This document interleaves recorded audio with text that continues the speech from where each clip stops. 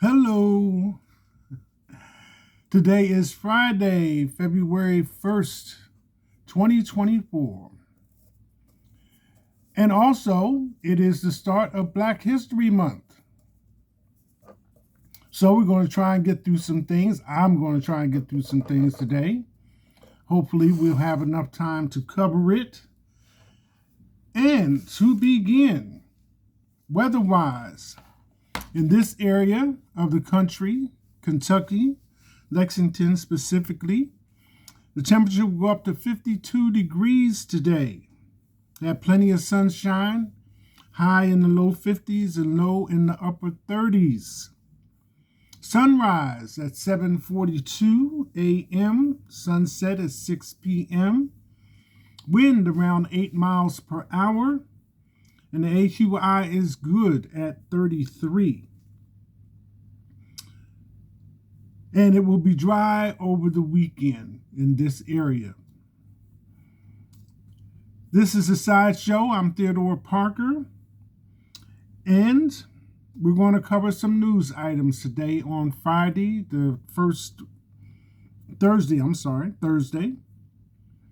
February 1st, heading into the weekend, first weekend in February. So if you're watching the sideshow on Facebook and Instagram, like, comment, and share. Talk about it on WhatsApp. If you're watching the sideshow on YouTube, like, comment, share, and subscribe. And of course, the sideshow coffee cup, black 11-ounce ceramic with the sideshow logo on it. Dishwasher safe, good for all beverages, hot and cold. Buy from me for $17 plus shipping and handling. Pay me through Cash App, $TR Parker 1 is my Cash App tag. So as I said, this begins Black History Month, Thursday, February 1st, 2024. So I had some items set up for you. And, some of them are unusual, to say the least. But nonetheless, we're going to cover it. 1960s was a turbulent time, to say the least, for the civil rights movement. If I remember correctly, it kind of kicked off with the garbage strike. And went on from there. But I found this article, which is 16 years old, and it's coming from The Guardian, and it's entitled, FBI Used Mafia Capo to Find Bodies of Ku Klux Klan Victims. So I got some reading scheduled for you, so I'm going to get to it. The FBI recruited a mafia enforcer to help solve the slaying of 3 civil rights workers by the Ku Klux Klan in Mississippi in the 1960s, according to evidence provided in Brooklyn State Court by a mobster's mole. In the 1988 film Mississippi Burning that recreated the events, the case was broken when the FBI brought in a black agent to put the frighteners on a Ku Klux Klan member. But Linda Sherrill told the court it was her boyfriend, Gregory Scarpa, who had kidnapped a Klansman, put a gun in his mouth, and forced him to reveal the spot where the 3 had been buried. The FBI, until that point, had been engaged in a fruitless search for the civil rights workers, facing silence from the Klansmen and the white community in general. James Chaney, Michael Schreiner, and Andrew Goodman were beaten and shot by a gang of white supremacist Klansmen and buried in an earthen dam near Philadelphia. Rumors about the involvement of Scarpa have circulated for years, and a report appeared in the New York Daily News a decade ago based on federal sources that this is the first time the claim has surfaced in open court. Scarpa, who was Miss Sherrill said had boasted of involvement in 20 killings and was nicknamed the Grim Reaper, had been a capo in the Colombo crime family. He died in jail in 1994. The Mississippi case attracted a lot of political and media attention. Scarpa, according to Sherrill, said that the FBI Director J. Edgar Hoover at the time was getting a lot of pressure about the bodies where they were. Sherrill, who met Scarpa in a bar in 1962 when she was 17, says she had flown with him to Mississippi in 1964. They walked into a hotel in Neshoba County where the FBI based itself during the investigation, and he had winked at the agents. Minutes later, an agent turned up in their room and handed Scarpa a gun. Greg changed his clothes, he left some money on the dresser, and he told me if he didn't come back, to take a cab to the airport and just go home. He later told her he had kidnapped a salesman, a local Klansman, catching him off guard by helping him carry a television to a car. He put a gun in the guy's mouth. You know, he threatened the guy, she said. He told them where the bodies were. After Scarpa returned to the hotel, she said an agent gave him a wad of cash and took back the gun. She was surprised when she first learned he was working for the FBI. I said, "What do you mean, you're a rat?" And he said, "No, I just work for them." Sherrill is a star witness in a trial of a former FBI agent, Lindley DeVicchio, who was accused of providing confidential information that led to 4 murders. Prosecution claims that Scarpa gave DeVicchio money, jewelry, alcohol, prostitutes, and a Cabbage Patch doll in return for inside information about informants and rivals. So that's one straight out of history books related to the civil rights movement in the 1960s and the solving of the murders of 3 activists in the movement: James Chaney, Michael Schreiner, and Andrew Goodman. Picture from Hollywood, Mississippi Burning.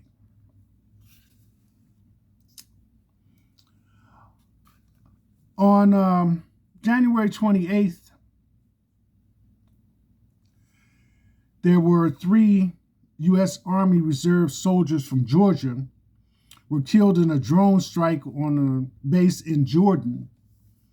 The 3 soldiers killed are Sergeant William Jerome Rivers from Carlton, Georgia, Specialist Kennedy Landon Saunders of Waycross, Georgia, and Specialist Brianna Alexandria Moffitt of Savannah, Georgia.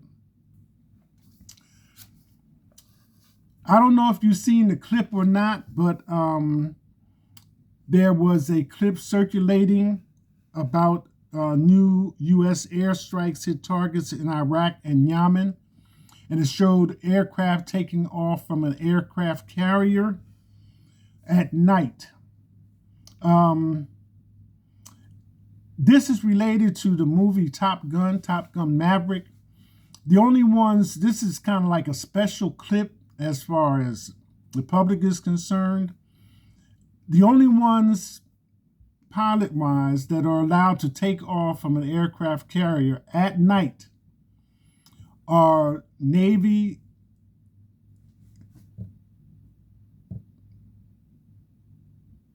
pilots and Marine pilots, aviators, Navy aviators, and Marine aviators are the only ones that take off from an aircraft carrier at night. So that's your real lifetime example to me of Top Gun.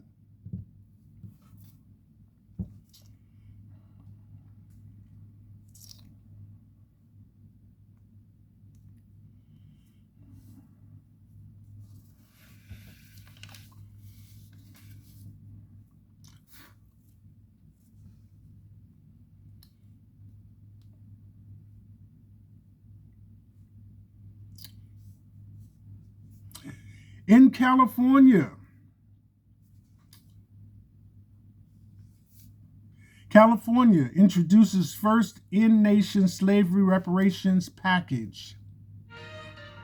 How you feel can be affected by the bacteria in your gut. Try New Align Excuse Probiotic me. Bloating Relief plus Food Digestion. It contains a probiotic to help relieve occasional bloating. Sorry about that.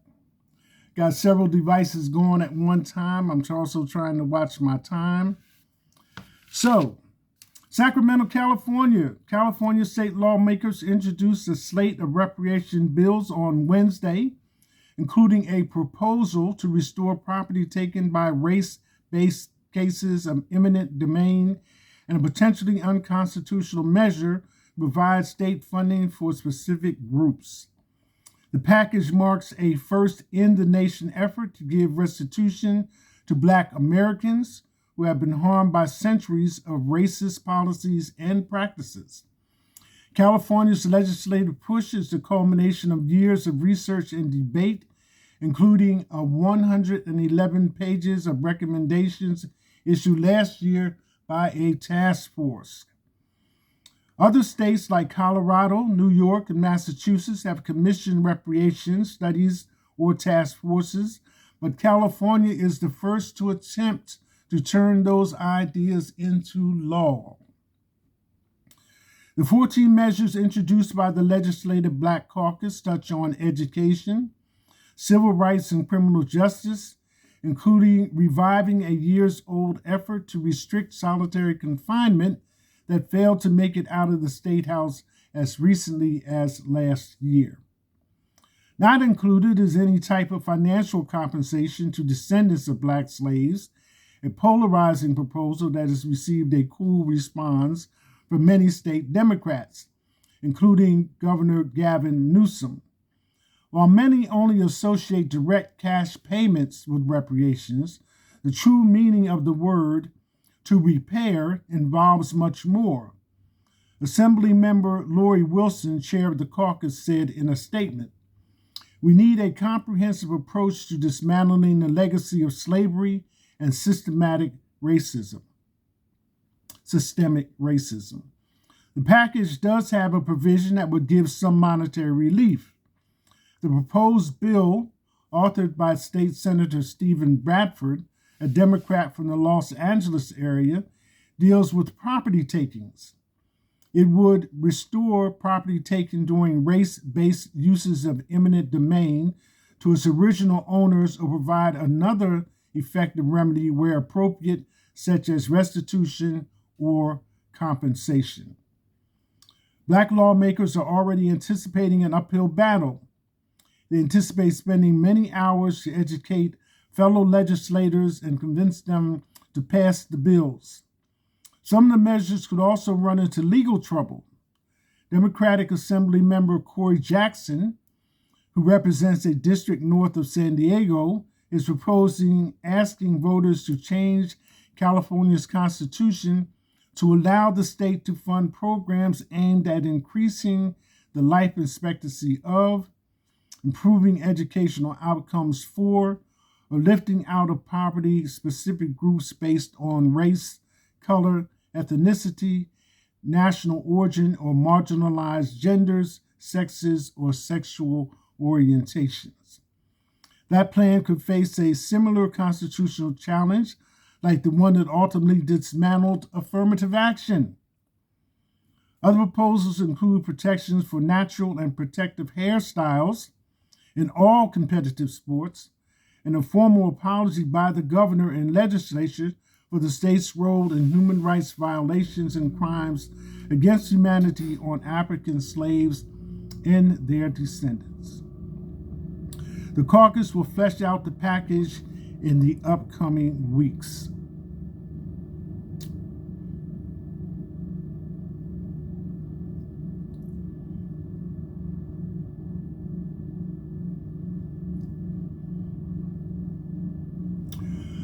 Locally, here in Lexington, for Black History Month, let's remember the icon behind Lexington's newest school. Born more than 155 years before the children will attend the new middle school named in her honor, Lexingtonian Mary Ellen Brighton was a trailblazer, innovator, and teacher whose lessons spanned the centuries between them. I was previously unfamiliar with her story as we enter Black History Month and look ahead to Women's History Month. I believe all Central Kentucky residents can draw inspiration from her life of continuous learning, community building, and servant leadership. Brighton was a prominent 19th century educator, physician, suffragist, journalist, and civil rights activist whose contributions are well documented in collections including the notable Kentucky African Americans Database, the Kentucky Center for African American Heritage Women in History, the Encyclopedia of Seventh-day Adventists, and Women and Social Movements in the United States, 1600 to 2000. Unlike most American-born blacks prior to emancipation, Mary Ellen Brighton was born free in Lexington, Kentucky on April 16, 1855, according to an entry in the biographical database of black women suffragists written by Kentucky State University professor emeritus Karen Cotton McDaniel. Her father, Henry, who was of Spanish Indian heritage, was a freeborn carpenter and barber. Her mother, Laura, was the daughter of Mary, an enslaved woman, and Honorable Thomas Francis Marshall, a renowned Kentucky statesman of a very prominent family. Her mother had been freed at the age of 16. As a child, Brighton went to segregated private schools run by the American Missionary Association in Lexington and the William Gibson School in Louisville. From 1871 to 1874, she attended Berea College, the first institution of higher learning in Kentucky to admit people of color. Beginning in 1876, Brighton taught in segregated public schools, first in Childersburg and then in Lexington. Just 1 year into her teaching career, she became one of the first members of the State Association of Colored Teachers, later renamed the Kentucky Negro Education Association. An historical marker in Danville now commemorates the speech she delivered at a gathering of the association in 1887, advocating for giving women the right to vote, entitled Women's Suffrage, a Potent Agency in Public Reforms. Her remarks were later published in the American Catholic Tribune. Brighton was a prolific writer whose opinion pieces advocating for women's suffrage, abstinence from tobacco and alcohol, and civil rights appeared in local, regional, and national publications. She was also an excellent public speaker whose oratory skills were renowned. In 1893, a speech she delivered opposing Kentucky legislation to segregate railroad car seating gained such acclaim that author Paul Laurence Dunbar was inspired to write a poem entitled To Miss Mary Brighton. Her civic engagement went beyond words. A biography written by Jamie Bradley for the Berea College website states that Brighton served as president of the Women's Improvement Club, which aimed to improve women's social status, living conditions, and economic improvements. Moreover, from 1892, she served as the founding director of the Colored Orphan Industrial Home, an organization that, in collaboration with the Ladies' Orphan Society, helped impoverished orphans and homeless elderly women with food, clothing, housing accommodations, and education guidance on to improve their lives. After 21 years in the classroom, Brighton retired from teaching to pursue a medical degree at the American Missionary College in Chicago. She continued her medical education at Howard Medical School in Washington, D.C., and Meharry Medical College of Nashville, Tennessee. In 1902, at the age of 47, she became Lexington's first licensed Black female physician. For the next 21 years, Brighton treated patients in her home at 545 North Limestone Street. The students who attend Mary E. Brighton Middle School in 2025 will have access to educational facilities and technological tools unimaginable in her time. They will work in career fields that didn't exist in the 19th century, use skills unnecessary in the 20th century, and solve problems not yet discovered in ours. But they will draw upon attributes that stand the test of time: a commitment to lifelong learning, a willingness to reinvent yourself, the fortitude to change careers, a sense of compassion for those less fortunate, the ability to communicate, the strength to stand up for what you believe in, and a recognition of our individual responsibility to participate in democracy. Mary Ellen Brighton embodied all those qualities, and by naming Fayette County's newest middle school in her honor, members of the Fayette County Board of Education choose to both celebrate a hidden figure from our community's past and illuminate a path to our children's future.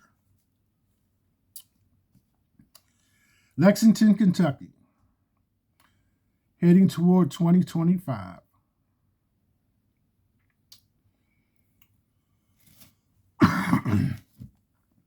I got one more for you, and this is related to social media and young people.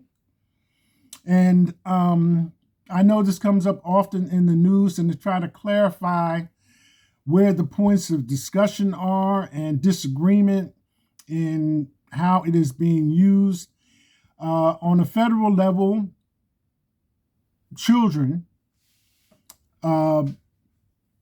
are able to access social media at age 16, which in most parts of the country is the same age that you were allowed to test for your driving or learner's permit, which means you can drive a vehicle as long as there is a licensed person in the vehicle with you, age 16. So that's the official age for responsibility in using social media. But evidence has come forward that people as young as 13 are accessing, making use, being influenced, and affected by social media platforms. So, this article, Mark Zuckerberg told he has blood on his hands, intense hearing, and confronted by kids saying they are worth more than $270. Mark Zuckerberg was called out over not caring about kids who use his social media platforms and seeing them as a product once suggested to be worth $270 each over real-life issues. Zuckerberg was just one of the CEOs from 5 social media giants that testified before the Senate Judiciary Committee on Wednesday for a hearing called Big Tech and the Online Child Sexual Exploitation Crisis. Pictures are abundant in this article, and the source of it is the U.S. Sun, and it's 13 hours old. So let me continue. CEOs from Meta, TikTok, Snap, Discord, and X, formerly known as Twitter, attending the hearing recorded by C-SPAN. This included Meta CEO Zuckerberg, ex-CEO Linda Ricciarino, TikTok CEO Xiao Chu, Snap CEO Evan Spiegel, and Discord CEO Jason Citron. Specifically, Senator Lindsey Graham said Zuckerberg and the others have blood on your hands due to children who have lost their lives due to situations tied to social media, the Associated Press reported.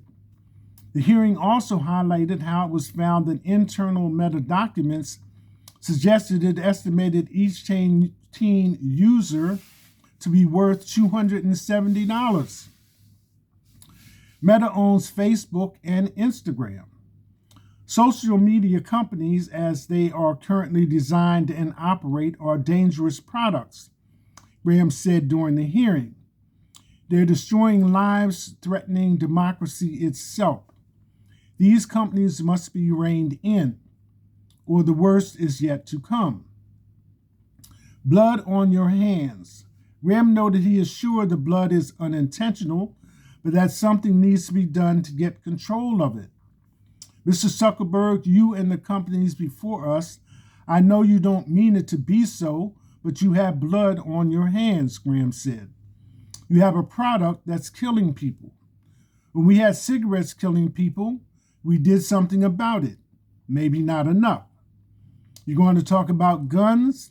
We have the ATF, Alcohol, Tobacco, and Firearms Agency. Graham ended the statement and said, "Nothing here," referring to nothing protecting lives when it comes to social media. There's not a damn thing anybody can do about it. Direct quote. You can't be sued. I'm worth more than $270. During the hearing, Senator Marsha Blackburn then brought up concerns over the Meta documents that calculated a young user's lifetime value. Following Blackburn's comments, she invited youth advocates to come forward, and they stood in rows in the hearing room wearing shirts that said, "I'm worth more than $270. Blackburn then directed Zuckerberg to take in the comment. Children are not your priority. Children are your product, Blackburn said. The Hill reported. Eventually, Zuckerberg spoke on behalf of Meta and apologized directly to the parents of the children who have died or were seriously harmed by a form of social media abuse. However, called to do more. However, members of the Senate believe Zuckerberg needs to amp up all efforts over the matter. Senator Josh Hawley told Zuckerberg he believes families who were affected by social media abuse should be compensated. Hawley urged Zuckerberg to apologize on live television as well. Your product is killing people, Hawley said, the Hill reported. Senator Dick Durbin highlighted how research Meta conducted in the past doubted a link between children's mental health and social media, and how this is not aligned with the experiences many parents have had. I don't think it makes any sense, Durbin said. These are mental health consequences. Senator John Ossoff added a familiar viewpoint on the matter and said, there are families here who have lost their children. There are families across the country whose children have engaged in self-harm, who have experienced low self-esteem, who have been sold deadly pills on the internet. The internet is a dangerous place for children, and your platforms are dangerous places for children. Senator John Kennedy said Meta social media platforms have become a killing field of information. He added that users see only one side of an issue. You have convinced over 2 billion people to give up all their personal information, every bit of it, in exchange for getting to see what their high school friends had for dinner Saturday night.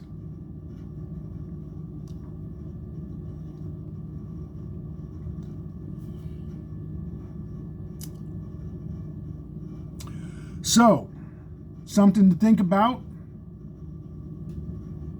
take into consideration, especially if you have young people in the house, and for all of us to take our young people seriously and have a good understanding of their value and worth.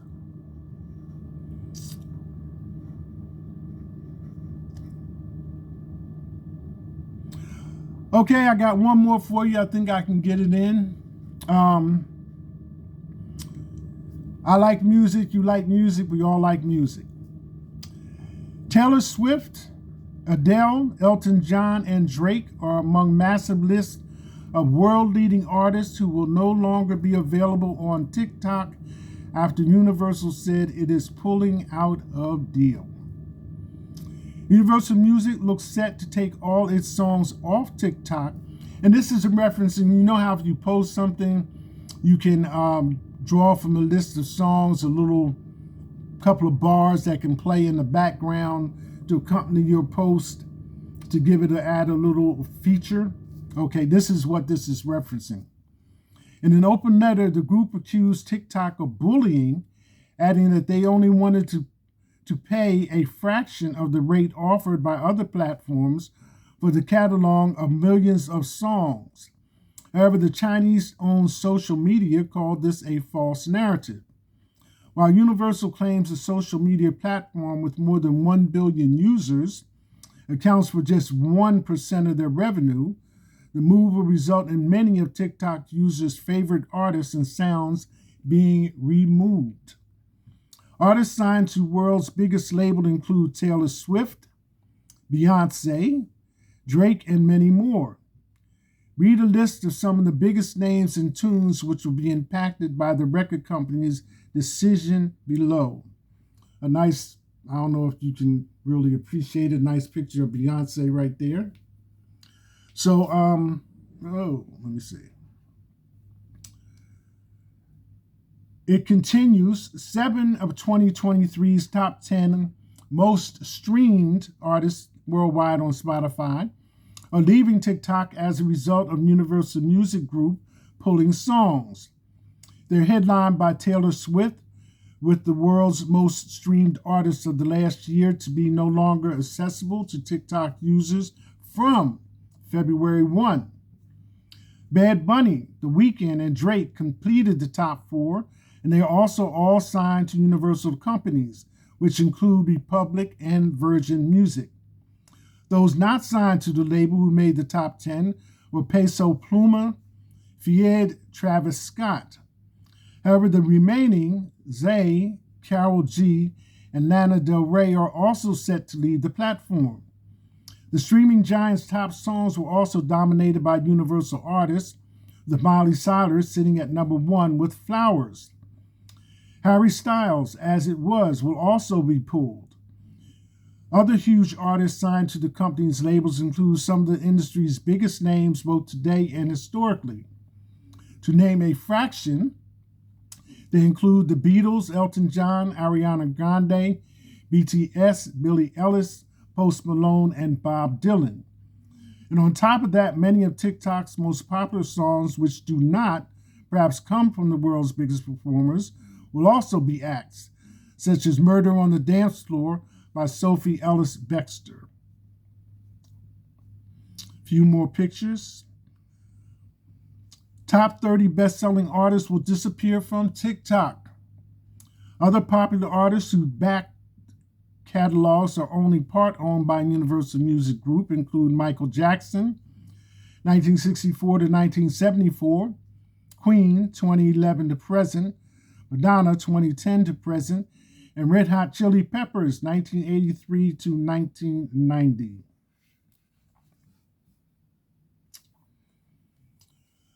Well, that's all I have for you for today, February 1st, first day of Black History Month, 2024.